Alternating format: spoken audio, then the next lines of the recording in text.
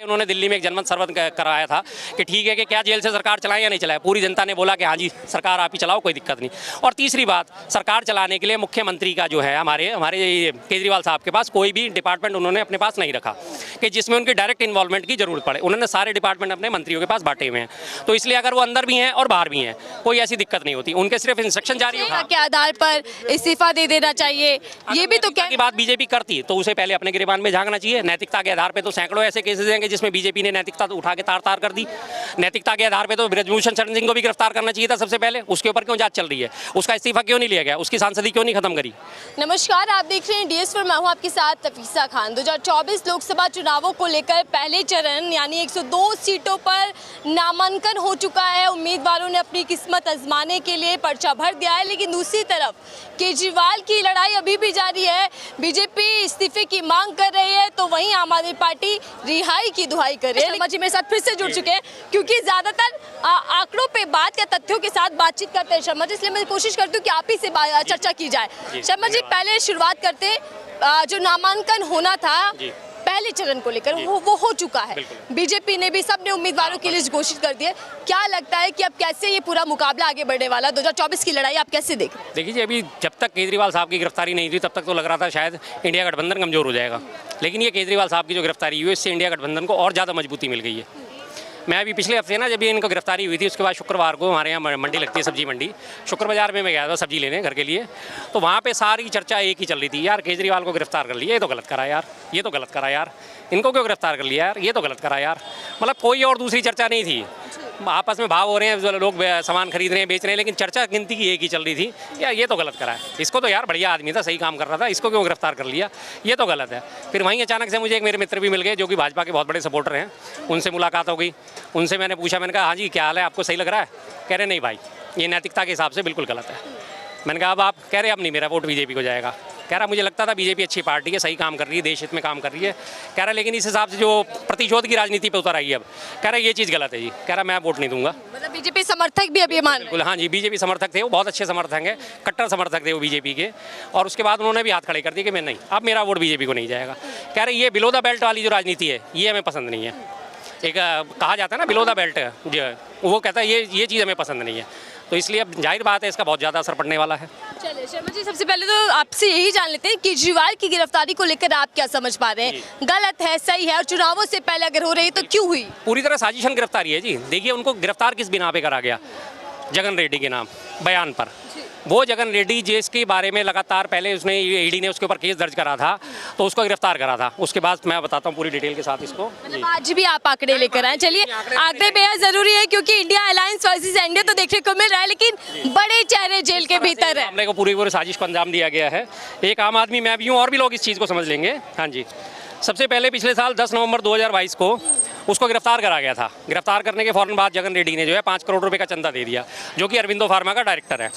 उसके बाद वो चलता रहा, मसला चलता रहा। मई 2003 में उसको जो है फिर उसको वहाँ से जमानत मिल गई। जमानत का आधार क्या दिया गया कि जी मेरी पीठ में दर्द है, पीठ दर्द के बिना पे उसको जमानत दे दी गई। उसके बाद इमीडिएट 2/6/2023 को, उससे पहले उसने 55 करोड़ रुपए का चंदा जो है बीजेपी को इलेक्टोरल बॉन्ड के थ्रू दिया। और उसके बाद 2/6/2023 को वो बन गया सरकारी गवाह। सरकारी गवाह बनने से पहले उसके क्या बयान होते थे केजरीवाल साहब के लिए कि जी मुझे लगा ज़बरदस्ती साइन कराए जा रहे हैं, जो भी पेपर्स हैं जिन पे मैं गवाह बना के मुझे, और मैं नहीं जानता केजरीवाल साहब को, ना मेरे उनसे कोई लेन देन हुआ, ना मैंने उन्हें कोई पैसा दिया, ना मैंने कोई पैसा लिया। ये उनके लगातार बयान थे और उन्होंने कहा मुझे ज़बरदस्ती कागजों पर साइन कराए जा रहे हैं। और उसके बाद जब उन्होंने चंदा दे दिया, जब उनको जमानत मिल गई, उनको रिलीज़ हो गए और 55 करोड़ का चंदा उन्होंने जब बीजेपी को इलेक्टोरल बॉन्ड के थ्रू दे दिया, वो गवाह बन गए, सरकारी गवाह बन गए। अब वो कह रहे हैं हाँ जी हमारी तो लेन देन हुई है, हमने तो पैसा दिया है। अब वो सरकारी गवाह बन गए, बीजेपी के पाले में पहुंच गए। तो अब उसके बयान पे आप यकीन करके केजरीवाल साहब को आप गिरफ्तार कर लेते हो। तो अगर बयानों पे यकीन करके आपने गिरफ्तारी करनी है तो आप उनके पिछले बयानों पे क्यों नहीं यकीन करते? जब उन्होंने कहा कि मैं केजरीवाल को नहीं जानता, हमारी कोई लेन देन ही नहीं हुई। आप 2 बयानों में से किसी एक बयान पे जो आपके फेवर में जा रहा है उसको आप एक्सेप्ट कर रहे हो, जो पहले दिया गया बयान उसको आप रिजेक्ट क्यों कर रहे हो? पहले जो उन्होंने बयान दिया कि मुझसे ज़बरदस्ती बयान दिलवाए जा रहे हैं, मुझे प्रताड़ित करा जा रहा है और मुझसे ज़बरदस्ती पेपर्स पे साइन कराए जा रहे हैं, आप उसके पहले का बयान को क्यों नहीं मानते? लेकिन आप उसके दूसरे बयान को मान रहे हो कि जब उसने चंदा दे दिया, उसकी सर पे से गिरफ्तारी की तलवार हट गई, उसे जमानत मिल गई और 55 करोड़ का चंदा देके वो बीजेपी की गोद में जाके बैठ गया। अब वो रिलीज है, सरकारी वादा माफ गवाह है, अब उसके साथ तो कुछ नहीं होना।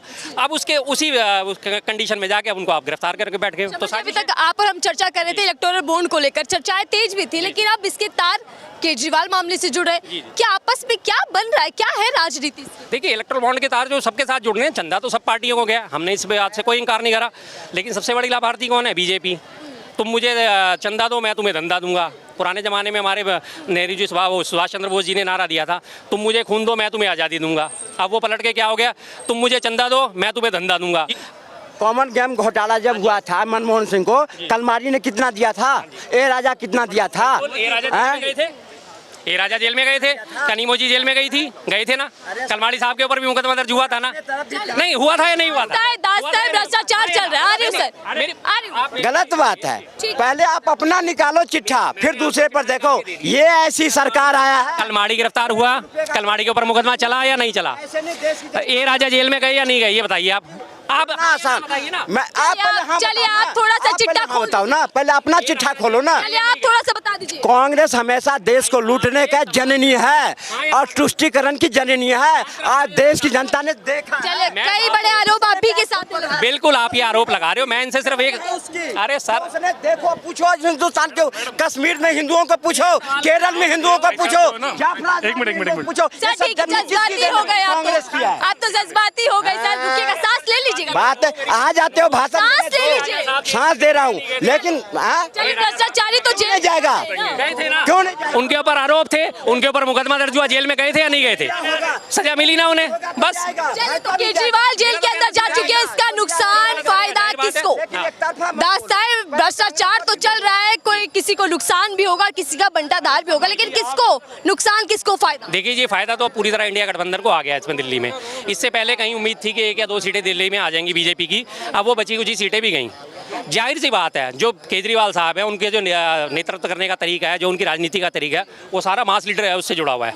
जो एक लोअर कैटेगरी का बंदा है, निम्न आय वर्ग या निम्न मध्यम आय वर्ग का, वो लगातार उसे पसंद करता है। और अब आगे चल के अब उसको अपना ये खतरा लग रहा है कि हमें शायद बिजली रियायत ना मिले। एक मिनट यार, क्या कह रहे हैं सर? जो दिल्ली का जो मुख्यमंत्री है मास्टरमाइंड, ठीक है, जनता उसको पसंद कर रही है। घोटाले के मास्टरमाइंड, ये तो ईडी वाली भाषा बोल रहा है। बताइए, मास्टरमाइंड ही अगर केजरीवाल को बताया जा रहा है सर, तो कैसे फायदा मिलेगा चुनाव? देखिए, बताने में कोई अर्ज नहीं है और समझने में कोई, मैंने अभी आपको आंकड़े दिए कि किस तरह से उस बंदे के ऊपर, जगन रेड्डी जो है, उसके बयानों पे मुकदमा दर्ज करके और इनको गिरफ्तार करा गया। ठोस सबूत अभी तक एक भी पेश नहीं कर पाए। अभी कल परसों ईडी ने छापा मारा है, 38 लाख रुपए बरामद हुए। 38 लाख रुपए बरामद हुए ना, ईडी ने छापा मारा बंगाल में, 38 लाख रुपए बरामद हुई, यानी रकम बरामद हुई ना, हेरफेर हुई तो रकम बरामद हुई। इसमें बार बार आरोप लगाया जा रहा है 100 करोड़ का घोटाला, 100 करोड़ का घोटाला, 100 करोड़ का घोटाला। 100 रुपए भी अभी तक बरामद हुए हैं? मैं तो सीधी सीधी एक सवाल पूछता हूँ, 100 रुपए भी बरामद हुए? पिछले 1 साल से संजय सिंह को और सिसोदिया साहब को अंदर डाल रखा है। 1 रुपए की बरामदगी हुई है, चार्जशीट अभी तक कोर्ट में दाखिल हुई है। बार बार हर बार क्या कहा जाता है? पिछले 1 साल से जांच चल रही है, जांच चल रही है, जांच चल रही है। भाई कैसी जांच चल रही है? 1 साल हो गया, तुम्हारी जांच ही नहीं खत्म हो रही। एक चीज तुम बरामद नहीं कर पाए, 1 रुपया तुम उनसे बरामद नहीं कर पाए, उनके खातों का लेन देन नहीं पकड़ पाए, उनका कोई एसेट्स नहीं पकड़ पाए, उन्होंने कोई कोठी खरीदी हो, बंगला खरीदा हो, कार खरीदी हो, वो तुम पकड़ नहीं पाए।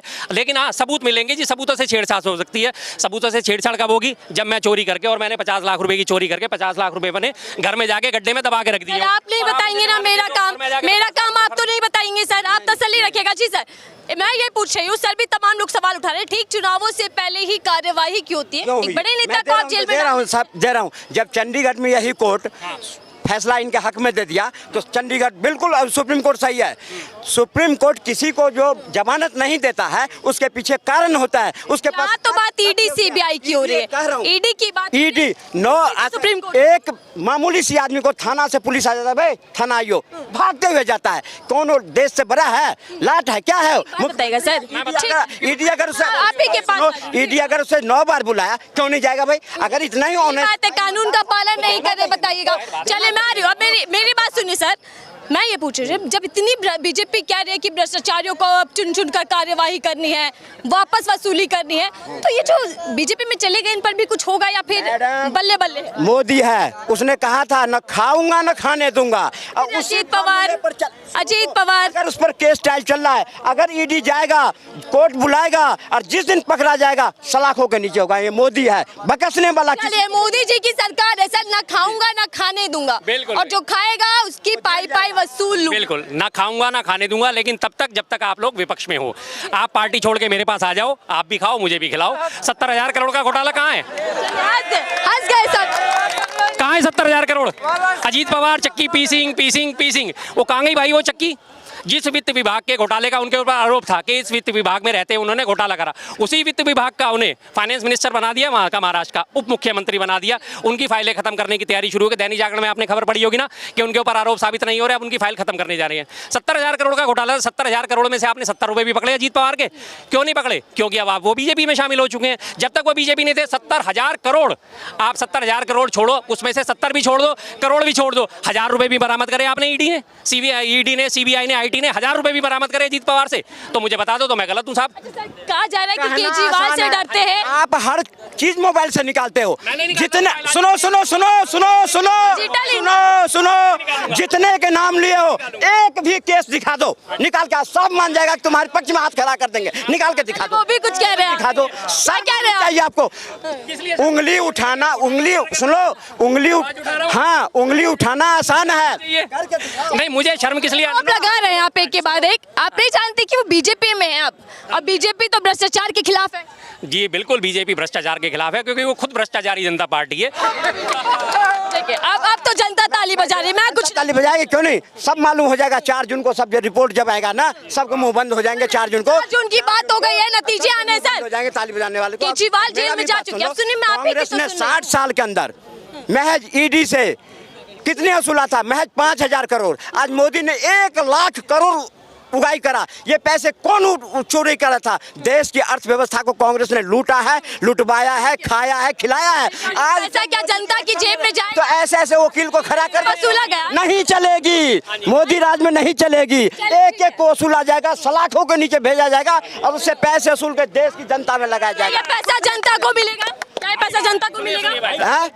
जनता, सरकार किसी को पर्सनल नहीं देता कि ये तुम्हें पैसे ले। सुविधा तो मिल ही जाएगी, सुविधा मिलेगा। आज इतने हाईवे बन रहे हैं, इतने एम्स बन रहे हैं, इतने यूनिवर्सिटी बन रहे हैं, क्या वो रोजगार नहीं है? रोजगार मिले हैं ना। देश को दिख रहा है कि मोदी राज में, मोदी सरकार है सर जो तीसरी बार हैट्रिक मारने वाली, ऐसा सर भी दावा कर रहे हैं। साहब ने बोला, क्या लगता है कि क्या कुछ होगा? 2 बातों का जवाब देना चाहूंगा। इन्होंने बोला कि कांग्रेस सरकार ने ईडी के थ्रू 5,000 करोड़ की वसूली करी और मोदी सरकार ने 1 लाख करोड़ की वसूली कर ली है। कहीं कोई आंकड़ा, मैं तो चलो अज्ञानी आदमी हूँ, मैं कहता हूँ जी मैं बिल्कुल अज्ञानी आदमी हूँ, ना मैं मोबाइल निकाल रहा ना मैं चेक कर रहा। भाई साहब इतने सारे यहाँ लोग खड़े हैं, कोई एक बंदा मुझे बता सकता है कि वो 1 लाख करोड़ रुपए कहीं किसी ने कोई खबर पढ़ी हो कि ईडी ने 1 लाख करोड़ की बरामदगी करी है? भाई साहब कोई एक मुझे मेरा ज्ञानवर्धन कर दो। कोई एक तो साथ दे दो भाई, ऐसे नहीं करना चाहिए। कोई एक, हाँ चलिए। बात केजरीवाल पे चल रही है, मैं केजरीवाल पे जवाब देता हूँ। सुनो मेरी बात सुनो। चुनाव की बात कर रही हूँ, विपक्षी नेता जाऊँगा। मेरी बात सुनो, ये जो भाई साहब है ये डेली आ जाते हैं और जेब में एक पर्ची रखते हैं, पर्ची में नोट कर लेते हैं। अब जो कुछ बेचारे ऐसे जिनको अंदर की बात नहीं पता उनको सामने रख देते हैं, वो बेचारा कोई जवाब नहीं दे पाता। मैं केजरीवाल पे आता हूँ, ठीक है। बंगला गाड़ी तो छोड़ो, वो तो हम बात होगी, वो तो हर किसी को पता है, वो उसने ले लिया, ठीक है। उसने ये बोला कि चिल्ला चिल्ला के बोला है कि कांग्रेस भ्रष्टाचारी है, इसने सारे कुकर्म किए, बाकायदा रिकॉर्ड पे है और आज उसी के साथ हाथ मिला रखा है, लड़ेंगे, ठीक है। जब इसने बोला था कि जैसे ही आरोप लगे इस्तीफा दे दो, इस्तीफा क्यों नहीं दे रहा? चलिए, मैं इसी पे भी आऊंगी सर, लेकिन आप सवाल ये कर रहे हैं ना कि कांग्रेस और जो आम आदमी पार्टी के साथ है वो पहले भ्रष्टाचारी थे। आप देखो, आम आदमी पार्टी को लोगों ने इसलिए चुना था, पढ़ा लिखा। फायदा, इसका फायदा बीजेपी को होगा। देखो, आनी तो बीजेपी है, ये तो सबको पता, हमें पता, सबको पता। गिरफ्तारी के बाद भी आपको लगता है फायदा? बिल्कुल बिल्कुल बिल्कुल फायदा होगा। बीजेपी भी लगातार सड़कों पे यही मांग कर रहे हैं कि इस्तीफा क्यों नहीं दे रहे केजरीवाल। मनमानी कर रहे हैं, कभी समन के पास नहीं जाते, समन स्वीकार नहीं करते, ईडी के सामने पेशी नहीं होती और अब गिरफ्तार हो गए तो कह रहे हम जेल से सरकार चला। समन गए थे 8 या 9 समन में, उन्होंने लगातार एक ही सवाल पूछा था। प्रदेश के मुख्यमंत्री हैं, 2 करोड़ जनता के चुने हुए मुख्यमंत्री, पहली चीज कोई जेब कतरे नहीं है। हाँ, दिल्ली के ही, मैंने कहा प्रदेश के ही बोला है साहब, प्रदेश के बोला है। थोड़ा सा आपको सुनने में कन्फ्यूजन हो गया, प्रदेश के मुख्यमंत्री हैं। ये बोला है 2 करोड़ जनता के मुख्यमंत्री हैं, कोई राह चलता भिखारी नहीं है, कोई राह चलते जेब कतरा नहीं है कि जिसकी बात पे कोई यकीन ना करा जाए। उन्होंने पास 9 समन गए। उन्होंने पूछा आप ये समन मुझे किस हैसियत से भेज रहे हो साहब, आप मुझे इसकी डिटेल तो दे दो, आप मुझे अभियुक्त के तौर पर तलब कर रहे हो, आप मुझे गवाह के तौर पर तलब कर रहे हो, या आप मुझे पूछताछ के लिए बुला रहे हो। तीनों में हर बार समन का कोई जवाब नहीं दिया गया। लास्ट एंड फाइनल जब उन्हें दिखा कि अब ये नज़दीक आ रहे हैं चुनाव और ये मुझे अब गिरफ्तार करेंगे, हाई कोर्ट गए। हाई कोर्ट ने उनकी बेल रिजेक्ट कर दी, अग्रिम जमानत के लिए वो गए थे, ठीक है। उसके बाद उन्होंने 2 घंटे के अंदर इमीडिएट वो वहाँ पहुंचे ईडी वाले और उनको गिरफ्तार करके ले गए, अपनी हिरासत में उनको ले लिया। उससे पहले उन्होंने दिल्ली में एक जनमत सर्वे कराया था कि ठीक है कि क्या जेल से सरकार चलाए या नहीं चलाए। पूरी जनता ने बोला कि हाँ जी सरकार आप ही चलाओ, कोई दिक्कत नहीं। और तीसरी बात, सरकार चलाने के लिए मुख्यमंत्री का जो है हमारे केजरीवाल साहब के पास कोई भी डिपार्टमेंट उन्होंने अपने पास नहीं रखा कि जिसमें उनकी डायरेक्ट इन्वॉल्वमेंट की जरूरत पड़े। उन्होंने सारे डिपार्टमेंट अपने मंत्रियों के पास बांटे हुए हैं, तो इसलिए अगर वो अंदर भी हैं और बाहर भी हैं कोई ऐसी दिक्कत नहीं होती। उनके सिर्फ इंस्ट्रक्शन जारी जेल होती से हैं। सरकार चलाएंगे, ये कैसी राजनीति, क्या मैसेज देना चाह रहे हैं? मैसेज ये देना चाह रहे हैं ठीक है जी, अगर गलत है तो मैं बाहर आ जाऊंगा, सबको पता है, और ये जो काम है वो चलता रहना चाहिए, कोई दिक्कत नहीं। अगर वो नैतिकता के आधार पर इस्तीफा दे देना चाहिए, ये भी तो क्या की बात बीजेपी करती तो उसे पहले अपने गिरबान में झांकना चाहिए। नैतिकता के आधार पे तो सैकड़ों ऐसे केसेस हैं जिसमें बीजेपी ने नैतिकता तो उठा के तार तार कर दी।